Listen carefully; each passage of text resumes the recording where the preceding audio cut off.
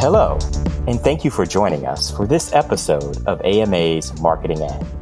I'm your host, Bennie F. Johnson, AMA CEO. In our episodes, we explore life through the lens of marketing, delving into the conversations with individuals that flourish at this intersection of marketing and the unexpected. We'll introduce you through this series to visionaries whose stories you might not have heard of, but are exactly the ones you need to know. Thought-provoking conversations that will help us unravel the challenges, triumphs, and pivotal moments that have been shaped by marketing. Today, my special guest is Katie Goldstein.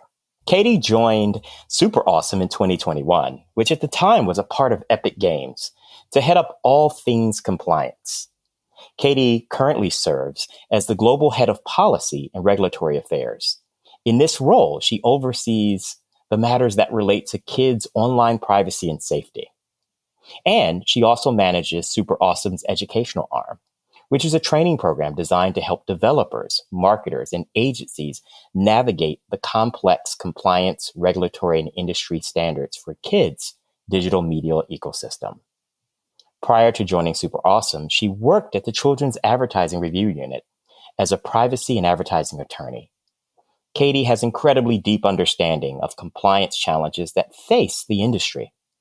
She has been a sought-after thought leader and has extensive knowledge of the complex international privacy landscape, including extensive experience in Children's Online Privacy Protection Act and many other regulations. Katie has written many guides and best practices for outlets, including U.S. News and World Report, Parent Magazine, Forbes, as well as SuperAwesome's own blog. Today, it's a great pleasure to bring to our podcast, Katie from SuperAwesome. How are you doing?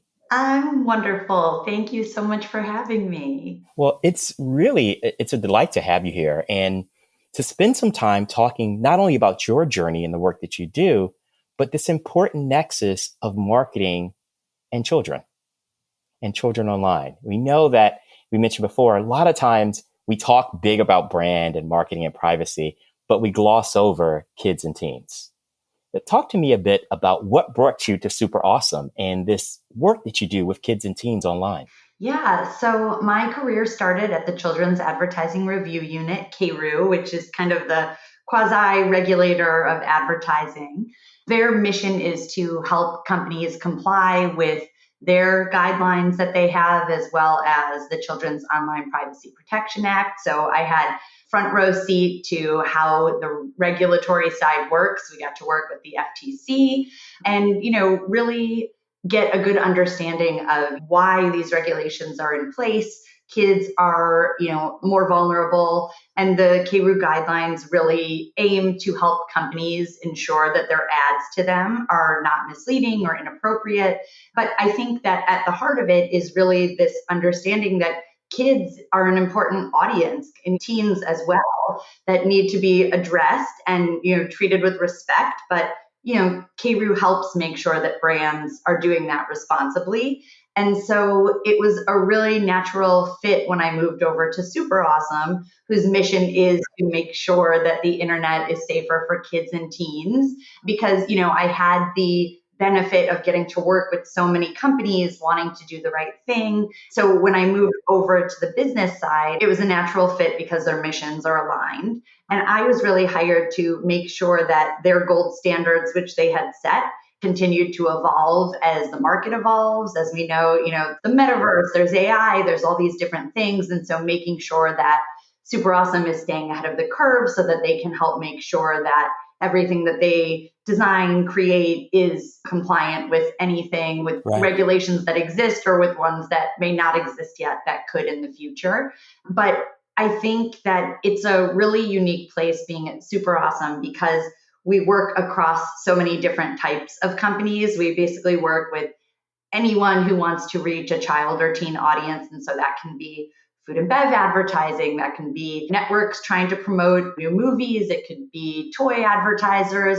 And so we have the benefit of really seeing best practices and what works, and we're able to take that in, learn from it, and use it in our new campaigns to make sure that everything that we have, that our output is really like the most not just safe and compliant, but also the most effective. So I think I've always really been interested in making sure that things online for kids are appropriate, safe, everything. And now I'm a mom. And so, Right.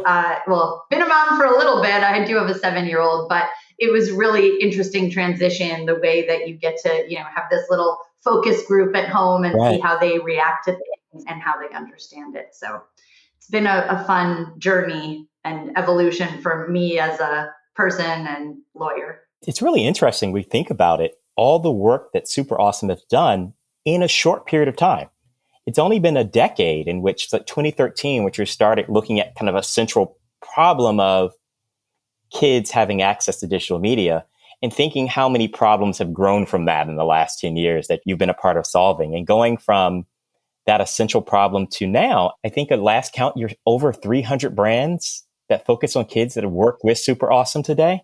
Yeah, about 3 years ago when I started, we also started focusing on teens, Right. because what we've seen is really like the evolution of data privacy laws and age appropriate design codes have really started focusing on under 18 and making sure that advertising is safe and effective for them as well. And so it's been really interesting to see. It's a very different group, I think, teens from young kids. It's really kind of interesting that you focused on that, like the fastest growing spaces in there.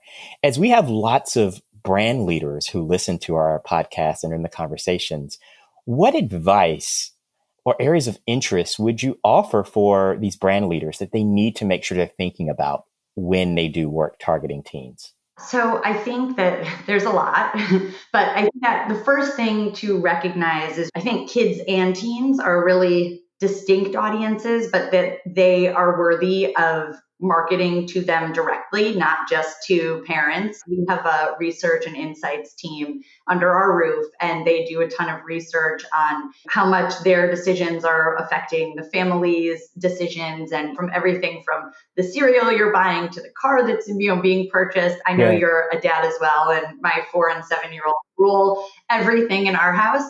But I think that because these laws, and globally, but even on a state level, there has been such a big focus around Right. kids and teen well-being online. And so I think that it is very important that you are, coloring in the lines, so to speak, and making sure that you are aware of all of the regulation that might apply to you depending on what you're doing. There are data privacy laws. There are these new age appropriate design codes. We saw the first one come out a couple of years ago in the UK, and we're seeing that copied around the United States. California passed one. It's currently stuck in litigation, but I think that even practically the effect of the UK's law had a big impact on companies needing to think about how they're designing their products. And the basis of that is really making sure that they're taking into account kids' best interests. And so that means when you're designing any product, that you need to make sure that you're not designing it so that's going to foster excessive engagement where the kid's going to feel like they can't come off of there. You want to make sure that your privacy settings are defaulting to the most privacy protective one. You don't want to have kids going in there not realizing that their profiles are public. There's all kinds of things in that law, making sure that there aren't dark patterns, no endless scroll. So I think a lot of things when you're designing products, but it really extends to every area of marketing. I think that when you're working with influencers and creators, you have to think about how they're disclosing Right. things, and you need to think about in gaming, which has become so central to kids and teens' daily lives, that if you are creating some kind of activation for your brand within a game or creating your own game, that you want to be thinking about all of these laws and how that applies to them. It's interesting, as we'll pick up on the point of gaming before, because gaming represents its entertainment, its education, and community all clustered together for kids and audiences, which I think opens up a lot of those digital landmines of how you're designing and building a space in there. One of the things that I've been really interested is SuperAwesome in your work there. You provide a lot of resources for brands and marketers to be able to navigate some of these spaces. I was taken aback by how you've been creating safe ways for brands to work with teen influencers to actually have safeguards for both the influencers and the brand and the audience. So talk a bit about how you think about building these safe spaces so that they're still enterprise, but in a way that is respectful, protective, and in keeping with our contemporary practices. Yeah, sure. So when it comes to influencers, we have a specific team where that is what their focus is on all the time, is finding those creators, vetting creators that are going to be appropriate. As you can imagine, these are just kids and teens and families. And so the opportunity for someone to go rogue is there. And so Right, we right. have these teams that work with talent, that have kind of sourced talent that they have worked with again and again, and that we have trained. And we actually have something called the Safe Fam Pledge, where we have creators that we work with basically agree to abide by like a code of conduct and certain standards that we have. They can be anything from how you're going to make appropriate disclosures that a certain post is advertising, and you have to say it in audio, you have to say it in video, you have to show it in the description, you have to have it in the thumbnail, and that varies from platform to platform. And so obviously thinking about all of that, but also we think about when a parent is working with a child and they are the talent, that we try to explain to the parent, like, don't keep them up past 11, don't keep them up really late during the week when you're filming. And so we try to work with them also that if they write to us and say, my kid has the flu, this deadline is going to get pushed. We have really good relationships with the creators, the brands, so that we can make sure that things get done. But again, that kids' best interests are preserved in doing that. And I think there's such an intersection right now with gaming and creators, and like what you were saying, that gaming is about so much more than just gaming. It's become a real sense of community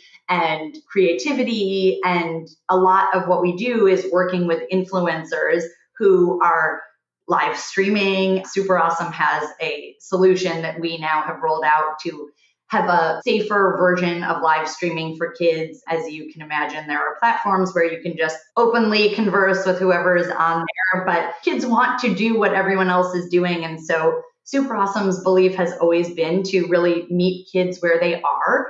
And I think the genie's out of the bottle. Kids are online. There's no getting them off of there. Right. And right. so when we design our products, we really try to think about making sure that we are able to help them do what they want to do, where they want to go, in a way with guardrails that's safe for them.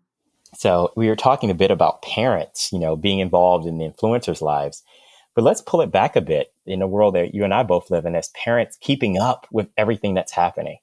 What positive advice do you have for our parents who are listening as to how can you help to keep your kids safe today and tomorrow? I wish I had the perfect answer for that as a parent myself. I have heard FTC Commissioner Slaughter often say, like, this is my job. I do this, like, kids online safety day in and day out. And she has 4 kids, I believe. And she's like, I can't keep up with all the apps and Right. all the things that are coming in. And that really resonates with me because I feel the same way, that I'm like, this is my job. And when my daughter brings me an app and it's asking for my credit card, of course I know why, but I still have the same reaction as any parent, which is like, I'm not giving this my credit Right. card. And so I think that first is to get a good understanding of what your kids want to do online. I think that very much the same way that, like, in real life parenting, we put guardrails. We don't let kids just when they're 7 years old go to the mall by themselves. Right. You want to think about, I'm not just going to give my kid an iPad and pretend that they're not savvy enough to figure out how to bypass an age gate and Right. start talking to random strangers or maybe using bad words on there. Like, I think that you have to start from a place of honesty and then also take the time yourself to really talk to your kids, have an honest conversation about what they want to do on there.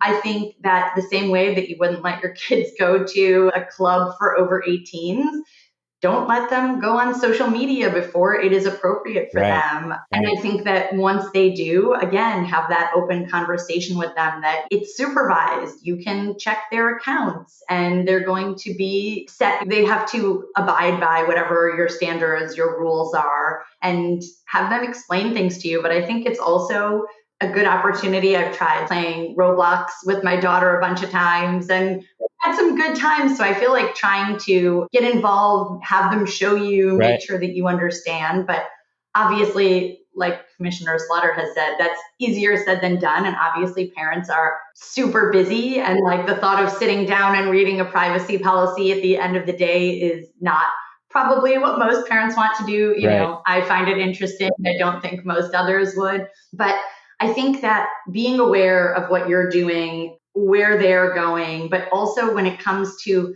your own sharing of information of your kids on your own social media, everyone thinks like, oh, it doesn't matter. No one's looking at my account. You know, I can post whatever pictures I want. But I think that the same way that you want your kids to respect what you're telling them, I think there's a lot of kids who are like, don't post that picture. That's embarrassing. And so being respectful of what they want as well, but also being aware of the dangers of posting a picture of your kid at their school and tagging it in real time when you are there. Like there are bad people out there. And I used to be a social media influencer on a very small scale, but I stopped once I had my daughter because you read all these things. There actually was an article in the New York Times recently, I think it was called Marketplace of Girl Influencers. And it's really interesting. It's about like parents who are running social media accounts for their kids and kind of the darker side of what's going on there. But I think that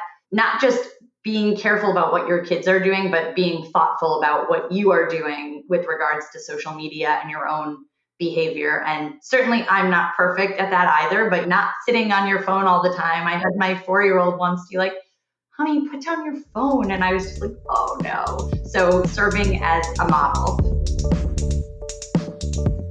It's really interesting to talk about this tension between our digital worlds and kind of the real worlds in the space to go into it. And I love that you're spending time with Roblox. I too have spent a lot of real money that turned into Robux, that turned into kind of family experience in the space in there and building worlds, and my daughter coming to me telling me what she needs to buy in the apps in the space that goes into. So it goes without saying that our technology is always changing, right? But the core principles of how we think about protection and privacy and safety are some common threads in there. What advice do you have? We talked about parents, but what advice do you have for the market leaders and the businesses as to how they should think about embracing new technology, but with an understanding of these kind of core principles of privacy, protection, and safety? Yeah. So I think that something I think that's really important is how much these younger generations value their own privacy. They're really all about having companies respect that. And I don't know about you, but when I was a teenager, like that wasn't really a thing. I think even as I got older, it was kind of like, ooh, you know, like free content, I don't care. But I think that this generation really cares about ensuring that their privacy is protected and also respected. And I think that they really do crave these non-toxic environments. They don't want to be exploited. They don't want their data to be exploited. So I think that it's worth companies really thinking about how they should do things responsibly, not just from out of the goodness of their own hearts, but because I think that it's so important for reaching their audiences and getting their audiences engaged with them. I think that we've seen this trend away from targeted advertising. I think that a lot of the younger generations, they're unreachable because they're browsing online in privacy mode. They're setting it up saying apps can't track them. And so I think we've really seen this move to contextually trying to reach kids without data. And that's what SuperAwesome does. We do contextual advertising. And to say contextual advertising is still really built on all kinds of data. It's just not personal data. And so I think that it's important for companies to kind of come to terms with this. And I think there has been this misconception that, oh, if we can't get targeted ads and do that, that we can't reach this audience and it's harder to measure them. So I think that coming to terms with that and understanding that is really important. I think that understanding also that how important gaming is and going online for companies in general. So as marketers, we often come to our work with a toolkit, with a set of skills that we have, or resources or templates or approaches that help us navigate our world as marketers. As we think about what's needed in 2024 or going into 2025, are there any suggestions or things that you believe that marketers should add to their toolkit now to help them navigate marketing to kids and teens and young adults? Yeah, I think that having a strategy to specifically reach kids and teens, obviously it depends on what that product is that you're trying to sell, but I think Right, that acknowledging them as their own audience rather than pushing in teens to your young adult strategy and then hoping that that right, captures some of the kids.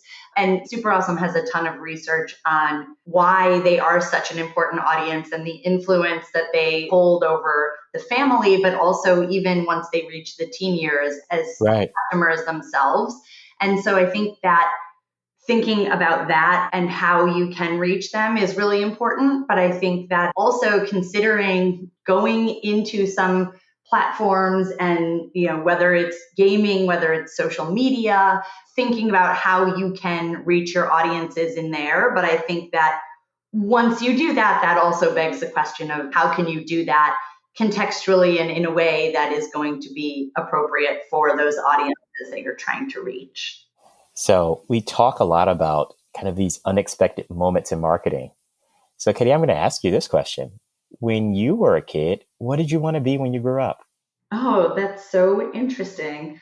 Well, I first wanted to be a princess, and then I wanted to be a teacher, which is kind of, I think, sort of related. Yeah, very much. Yeah. But my mom was a teacher. I loved making bulletin boards. So I really always loved things involving kids and all of that. And then I went to law school and thought of how can I do this in a way that is legal. And so this is how Right. I kind of found myself in this marketing and advertising and kid teen intersection, which is something I never really knew would exist, or, it didn't necessarily exist when I was growing up. But I think I got a little princess teacher. We do have an educational program here. It's called KidAware. And so I'm kind of living out my teacher dreams. On kidaware.com, we have self-service courses that anyone can use and take that teach you about all different kinds of things, whether it's online privacy for kids and teens or how to make appropriate disclosures. And then we also do live sessions for our customers and a lot of other different audiences. So I'm still getting to be a teacher in some regard. It's really cool to kind of think about that because so much of what you're doing today, as you said, didn't exist when we were growing up, right? To think about the space and just in the past 10 years, the growth of technology and the platforms.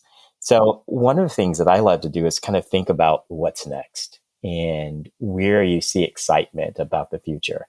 When you look at what's ahead for you and SuperAwesome for this year, what do you get excited about? So it's a very exciting time for us. We have just become newly independent again from Epic, who still remains one of our investors. So we're excited to have them believe so strongly in the products and mission, but to have that freedom now to kind of pursue our core specialty, which are kids and teens. And so we're really returning to how we can serve our customers and those core audiences.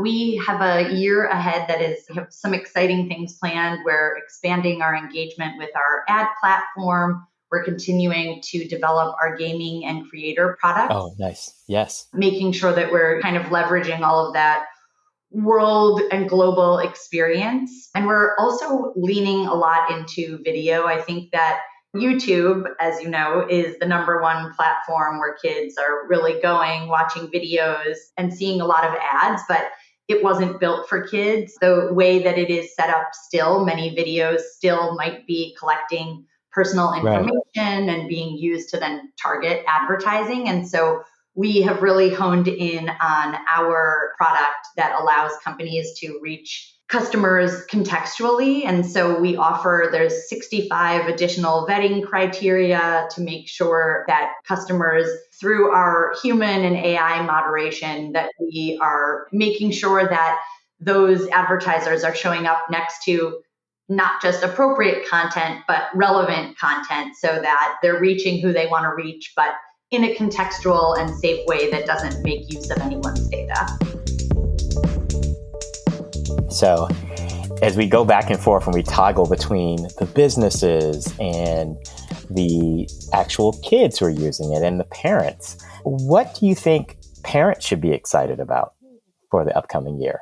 What would excite you as a parent thinking about gaming and digital platforms and what could be there? I know we always have conversations about the scary things. Yeah. And then I think that that's in the news plenty. Certainly everyone is definitely aware. I think that aside from that, I think that there are some really cool things happening. I think that having brands really take notice of the so-called metaverse and gaming worlds and wanting to be a part of it, I'm really excited because I think that having them invest there and create, it's when brands come in and create content, they are the ones that are really investing in high quality content. They're concerned. They want to make sure that things are done safely, appropriately, and working with companies like SuperAwesome to do that. So I'm excited because I think that we're going to keep seeing more and more quality content coming to these platforms like Roblox. It's interesting to see how it has evolved. I'm very excited about that, to see how that changes over the year and to see whatever the next trend is after the metaverse and what's coming next. So how do you stay on top of what's coming next? You talked a little bit about it in the FTC example and kind of keeping up, but I'm curious, how do you find signals as to what's coming next in these spaces? So I think we have the benefit at SuperAwesome that we are global. And so we're able to see kind of on a global scale, like the UK has really been leaders in a lot of the age appropriate design code stuff. And so we often do a lot of consultations with organizations like the ICO, which is the Information Commissioner's Office in the UK.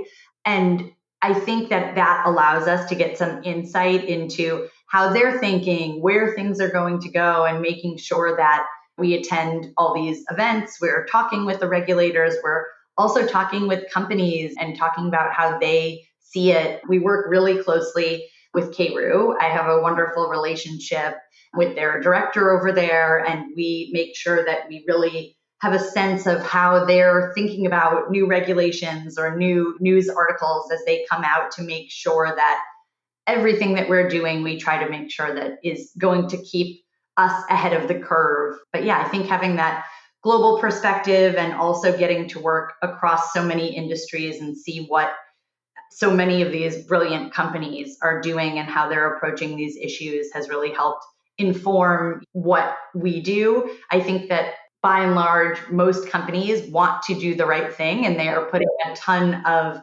effort into thinking about how that should be done. And so working with them and their legal and policy teams has been really great.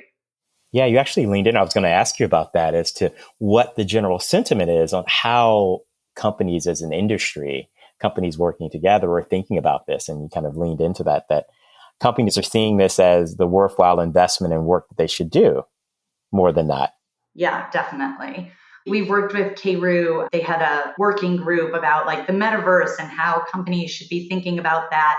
They had put out a warning, I think it was last year, just saying like, hey, everyone, let's put you on notice. Our guidelines apply in the metaverse and whatever that is and whatever that becomes. And so then you have to say like, okay, these guidelines were obviously not written with online gaming, especially like Roblox, certain things in mind. And so how do you adapt them and interpret them? And so I think working with the regulators and thinking about it with the companies collaboratively has been really helpful. Well, one of the things that strikes me as kind of really important in the way you've approached it with your KidAware program is your training program just doesn't stop at one entry point. You're working with the developers and coders. You're working with the marketers and the strategists, but also the agencies and the organizations, which kind of speaks to the fact that this is a complex challenge that every component part of the enterprise needs to be aware and needs to be engaged in. Have you seen any greater successes with organizations that take the time to have all of their component parts involved in this, understanding that it's the developer, marketers, and organizations' responsibility versus just one division or one team or one person? Definitely. I think also a lot of what SuperAwesome does is cover all of those things, and to some degree what we offer when we work with a company, for example, to create a gaming activation, whether it's their own game or an integration into another game that already exists, is we help them think about, let's make sure the concept is appropriate for kids, let's make sure that's being disclosed appropriately, let's make sure when the developer is going through and creating that game, that if they're on a boat, that they're wearing a life jacket. If they're on a bicycle, they're wearing helmets. Like all the things that KRU has been really interested in making sure is shown in advertising. We try to make sure across our ecosystem that we are implementing all of those things at every step of the way. And so once that game is created, then we are working with our influencer team to make sure that that is being rolled out with all of those protections in mind and disclosures, and making sure that the kids are being treated fairly by their parents. And then we take those videos that the influencers make, and they're so wonderful and creative, and then we will turn those into cut downs and turn them into ads that we then will run across our Awesome Ads marketplace.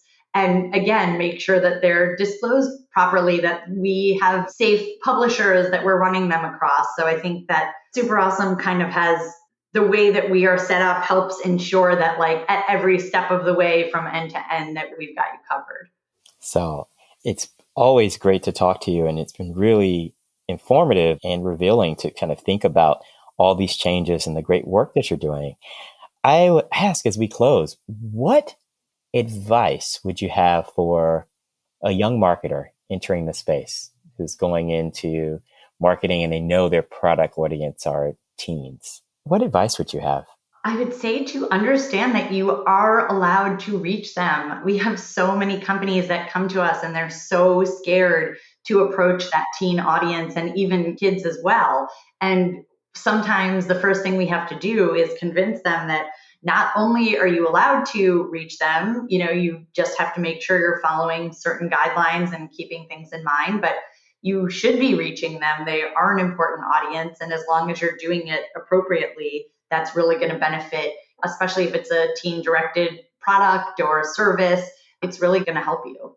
And then what advice do you have for parents like ourselves to help us navigate and survive these teenagers? Oh man, I don't know. I'm not there yet. I have a 7-year-old, but we say she's 17.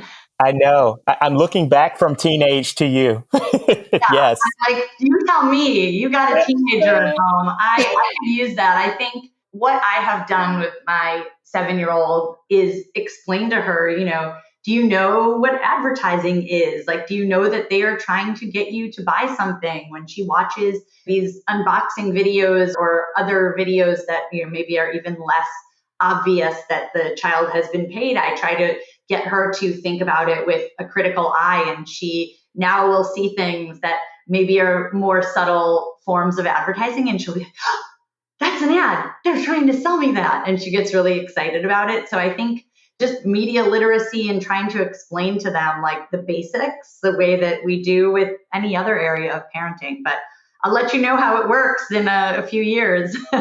That's awesome. Well, I just want to say on behalf of our entire community of marketers and industry and parents and creators and brands, thank you for all the work that you and SuperAwesome are doing to build a better and safer internet for the next generation. Thank you for joining me on this episode of Marketing And. It's been incredibly revealing and informative to talk about all these spaces of influencer, video games, advertising, kids and teens in a digital space. Thank you, Katie. Thank you so much for having me and for having the discussion about kids and teens and all of the cool things that go with them. Well, thank you for joining us for this episode of Marketing And. We encourage you to find out more about the American Marketing Association, AMA, at ama.org. We encourage you to explore all the offerings that SuperAwesome has to help you become a better marketer and brand leader in the space of kids online, and also to help you as a parent navigate the space. Thank you once again. I am Bennie Johnson, AMA CEO, and this has been Marketing And.